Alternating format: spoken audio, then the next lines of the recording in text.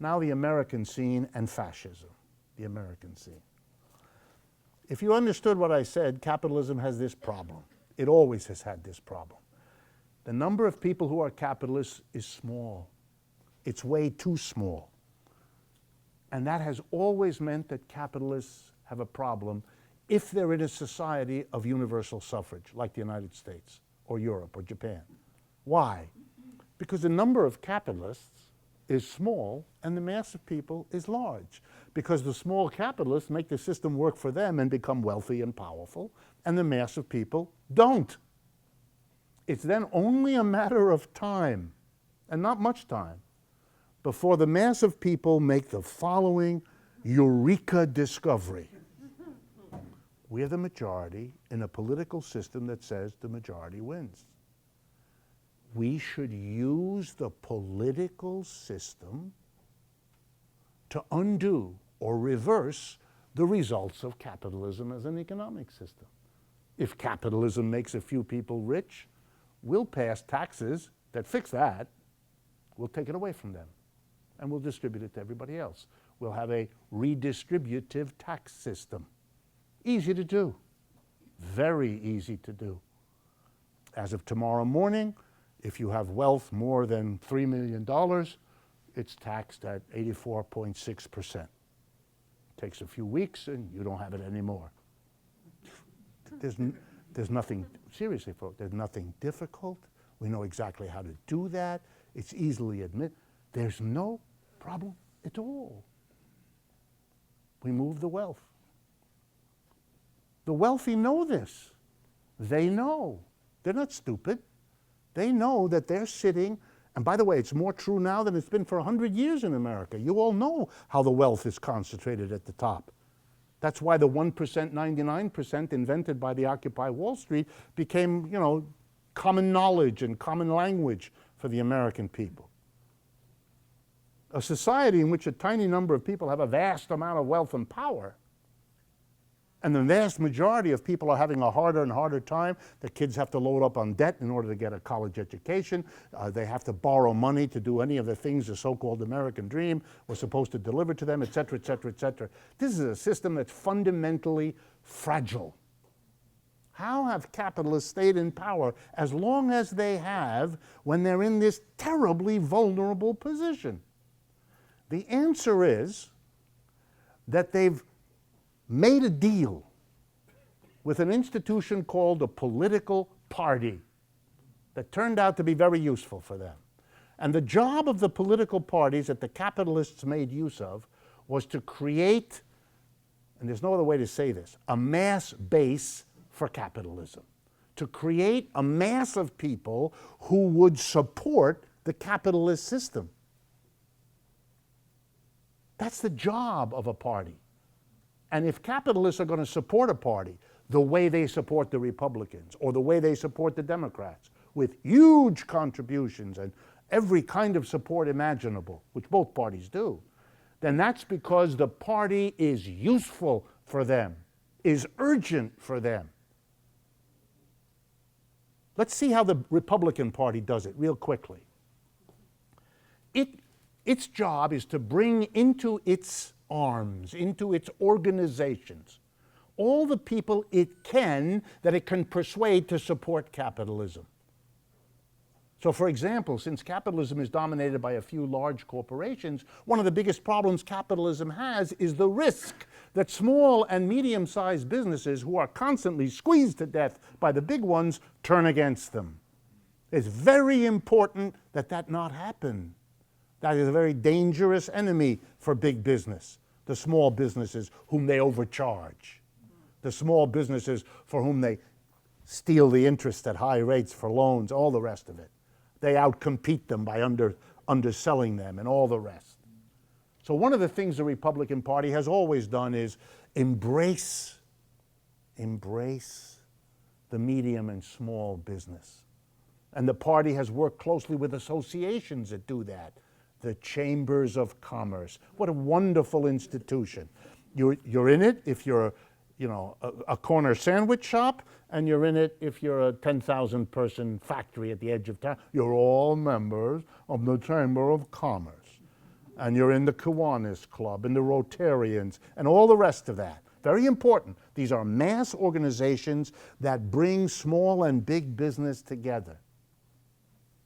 The Republican Party had to, that's not enough. Small and big and medium big is still much too small. So they found another ally in this country. It works differently in each country. They found the ally of the social conservative, the person who is committed to the notion that they're living 1 or 2 centuries back. That everybody is happily married, has 2.5 children, a dog, a station wagon, all of that. Very important. We love that. We believe in family values. If you vote for us, we will recreate the family you imagine you once had. That kind of thing, you know. But very important. We love religion. You're a religion, we love you. And you vote for us and we will help your church. We will help your, we love you. And the deal, or if you like to shoot things that are alive and make them dead, we love guns. We love you with guns. More guns here. Take it to bed with you. Take it to school. Sew it into your left leg. We don't care. Because here's the deal. You support free enterprise. You support the capitalist system. You support private enterprise. And we will support you. That's the deal. You vote for the party that endorses the capitalist system with gusto. And when it gets into power, we will not only make it serve us, the big businesses, but we will help them give you some reward. We'll help your little church. We will help you. You gun people, here's some more. Have some more. Things that shoot more bullets in less time. Whatever it is you like, we'll do that. We don't care. That's not our issue. Of course we'll, privately we think you're nuts. But it's very important. The base is always difficult. It's always tense. It's never secure. The church people, for example, have for years been very angry at the Republican Party because they think they're being played with, which of course they are. They're being taken for a large, long ride. They're being the mass base for a big business, and the big business gives them a stamp with one of their people on it. Huh? And then they feel terrible. They didn't get the abortion abolished. They didn't get gay marriage stopped. They didn't get the things that they were concerned about because that's never the issue. The job of these parties is to give a mass base. And the Democrats are exactly the same, but it's a different group. The job of the Democrats is to bring in the working class. Always bring in the working class. Bring in the minorities. Bring in the women. Bring in the academics and intellectual. Bring them in. Get them to support free enterprise any way you can, and give them something. Give them a public university system. They want that, you give them that. The minorities, they want to be able to have lunch at a lunch counter. Give them that. Who cares? Well, we know that there are all kinds of people who care, but the people who are making the decision, they don't care. It's not their issue. That's not what the party's about for them. And it's wonderful to have two parties, because then when one party, for some reason, can't hold its base together so that the people at the top go, hey, this party isn't working real well, you dump them and get the other one. And you play with it until it doesn't break. Then you get and you tell the mass of people, see, when we're not happy, we Americans, with the one party, we got the other party. And after a while, the majority of people realize this game is absurd, and they don't bother voting anymore, do they? Because for them, these are details, they're not that interested. They don't go to church, they don't care much about guns. If gay people want to get married, their reaction is, haven't they suffered enough? I had to do that. That's an old joke, and I had to try that. But sometimes neither of the parties work as a base for capitalists. Sometimes they both fall apart. It can be because of internal stresses and strains, the anger of a group that was brought in and played with, taken advantage of, gotten to support capitalism and given almost nothing in exchange. That sometimes happens. That's not what's happening so much now. What's happening now is the system itself hasn't got enough reward. Too many people are having too hard a time. And so both on the Republican side and the Democratic side, it's not working. The parties whose job it is to hold everything together can't do it anymore. The anger of particularly white male, but not only, but particularly white male workers in the ages of 25 to 50, they're voting for Mr. Trump in huge numbers. They're angry. Nothing has worked for them. Nothing has helped. This game is disgusting for them. They're angry. They want out. And this guy is as good a way as any. It doesn't take much of a risk. He's a successful businessman. So if you're a Republican and voting for a successful businessman, sort of that's in the cards, that's okay. And on the other side, same thing. Overwhelming young people entering into the political arena, loaded up with debt, loaded up with crappy job prospects, loaded up with crappy income prospects, told that they live in an American society where they're going to live better than their parents, and the truth is they're not going to even achieve what their parents had. They are, what are you talking about? This is not a, I'm out. And they enjoy it. What do you mean I can't vote for he's a socialist? Good. It's like doing exactly what your parents told you not to do. It's delicious. Of course I'm going to vote for that old man socialist. And the more it freaks out my parents, the more I'll tell them about how much fun it was going in. But it's really, and the parties, but it's very serious. The parties can't do it. The parties can't do it. The election, the victory of Mr. Sanders in the state of Michigan last night is an amazing thing that he could do it. It's as amazing as Iowa, it's as amazing as New Hampshire. These are very serious failures of the Democratic Party to do what it's supposed to do. Mr. Sanders is saying, I don't like capitalism. I prefer something else. That's been impossible in the United States for half a century. And he's making it look easy. It's very important. He's teaching Americans, all of you, but millions of Americans, that there are millions of people who agree with him. That's been the unspoken, unspeakable secret of American politics. Because it comes right out and says, capitalism? Who needs it? Who wants it? It's dead, it's old, it's finished, it's done. We don't want it, we don't need it, we're going elsewhere. This is an amazing breakdown of one of the central pillars of a surviving capitalist system. The Soviet Union did not collapse because it was attacked from outside. It fell apart inside. The United States is falling apart inside. It needs a mass base, and it's losing both of them, the Republicans and the Democrats.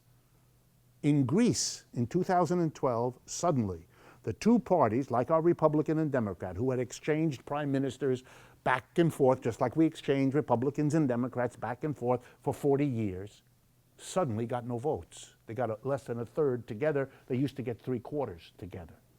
And up comes a little corner left-wing party, Syriza, which is now the government, has been the government for 2 or 3 years. Unthinkable. The great they're gone. The capitalists are now having to make deals with people who proudly say they hate capitalism. Whether they do or not is another matter, but there's a new game for them. And the Greek capitalists have been showing what they think about it, which is they're leaving. They're moving their assets out of Greece as fast as they can. They've been doing it for a long time, so it's very bad for Syriza because their situation is disintegrating as they try to hold on. That's the decision they made. Where's the United States going? I don't know, but nobody, the chaos that you see, the anxiety at the top. I don't know how many of you saw it, but every year something called the American Enterprise Institute, a think tank of the right wing, goes to a place called Sea Island off the coast of Georgia, very ritzy resort, very private. You have to fly into an airport on the mainland and then go over by boat. And they had their annual meeting a little while ago, and all the big wigs of the Republican Party were gathered to talk about what to do with Mr. Trump. But it wasn't just the big wigs of the Republican Party. There were a whole bunch of Democratic leaders there, and one of the people who was spotted, and I had to admit later that he was there, was Arthur Sulzberger, the owner and operator of the New York Times. Oh, I see.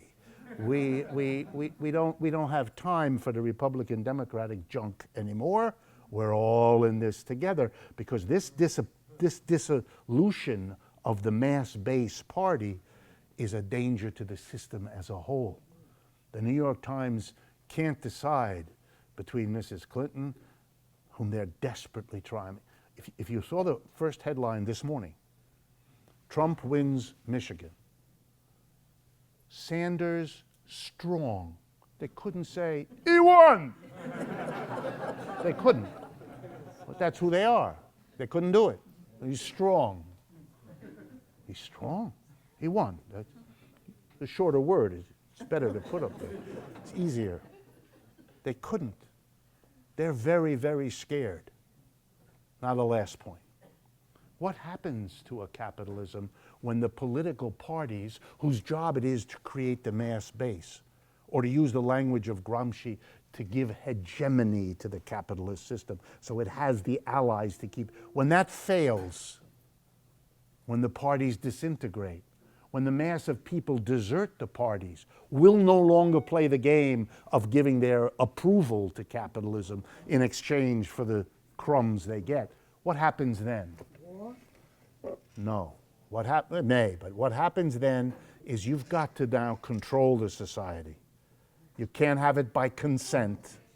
You can't persuade them. They're angry, they're bitter. That's where we are.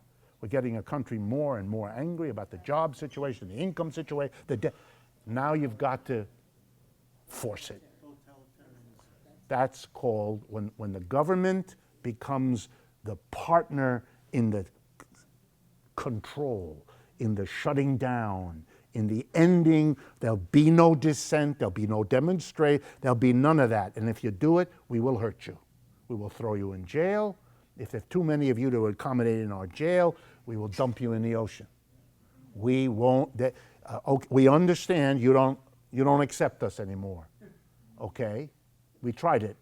It worked real well. We have Republicans and Democrats for 150 years. Okay, it doesn't work forever, nothing does. And now we're going to have to, especially this happens if they're threatened, if they can see the revolution coming. Mr. Hitler came to power in January of 1933. Very important. The Depression had hit in 1929. Was 4 years into the Depression. In those 4 years, two political parties took off inside Germany, the Socialist Party and the Communist Party. By 1932, the last elections the Germans had, the Socialists and Communists together, 50% of the vote. And they were out in the streets, and they were talking revolution. The debate in the street was between the Socialists, who wanted to take power but not too violently, and the Communists, who wanted to take power and didn't worry about how violent it might be. And the mass of the German capitalists didn't know what to do. Their conventional parties had disintegrated. Their equivalent of Republican and Democrat, the mass of people were so hurt by the Depression, so bereft. Depression hit hard in Germany, like it did here. They were so angry and so bitter. Think of the Trump forces and the Bernie Sanders forces a year or two down the road when things have gotten worse. They were really bitter. So the German capitalists made a decision. They turned to the only other political force that could give them a mass base. All the old ones were gone. They had this crazy, weird, short, dark-haired fellow from another country. Hitler, Austrian, brown. These blonde, blue-eyed Aryans were in love with a little brown, short guy with a funny mustache, who no one took seriously. And a quarter Jewish. What? He's Jewish. A quarter Jewish, perhaps, yes. Perhaps, yes. But the capitalists who didn't like him, who made fun of him, who thought he was a bully, a clown, a loudmouth, uncultured, uncool. Jesus, you could the whole list of things we say about Mr. Trump. Or, as I learned recently, his original family name, Drumpf. Stephen Colbert did a horrible, horrible job on poor Mr. Trump. But here's my point. Turning to a fascist, to a person who says, I'm not about the usual conventions of politics. I'm not a Republican and a Democrat, or the German equivalent. I'm here to tell you, you want to make a deal with us? Fine. You give us the government, we'll take care of all the opposition. You're not, don't worry about it. You don't need a mass base. We'll kill them. We'll terrorize them. We'll drive them out of the country, or we'll arrest them, or we'll gas them to death. We'll take care of it. There'll be no unions to worry about. There'll be no communists and no socialists and nothing. That's what happened. Fascism is when you can't hold this unequal system together with the mass-based party apparatus. We're watching both parties tremble because they can't do it. They can't paper over the contradictions of this system. The poverty, the debt, the bad-looking future, the difficulty of the young people who are voting overwhelmingly against what exists. And this system is now going to have to figure out, can we recoup the mass base in the two parties? And it don't look real good right now. And if Mr. Trump wins, he will exacerbate all of that. His commitment to evangelicalism is thin. Very thin.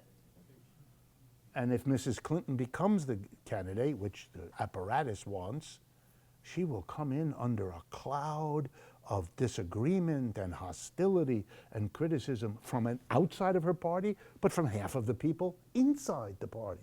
How she's going to govern and how that's going to work, very questionable. Whatever she says, you should all be aware, she and her people are watching in stunned disbelief at the disintegration of of their party. Exactly the way the establishment of the Republican is looking in stunned disbelief as Mr. Trump makes monkeys out of them. Over and over again. They don't know what to do. They don't know how to stop it. But be very worried, because there is a solution that has happened before when this peaceful arrangement of keeping capitalism going breaks down. What happens then, if you have that merger of the government as the partner with a heavy fist to keep this system going against all of the opposition, that's fascism. That's Italian fascism, Japanese fascism, Ukrainian fascism, German fascism, and so on. Fascism has always lurked there as the fallback position when everything else doesn't work. We used to think of that as a historically interesting question. It's now coming to be part of our immediate situation. I don't want to leave you with a negative. So I'm going to ask Alan over here, because Alan is working on that film, that you can at least come and learn more about Boom Bust Boom this Sunday and leave laughing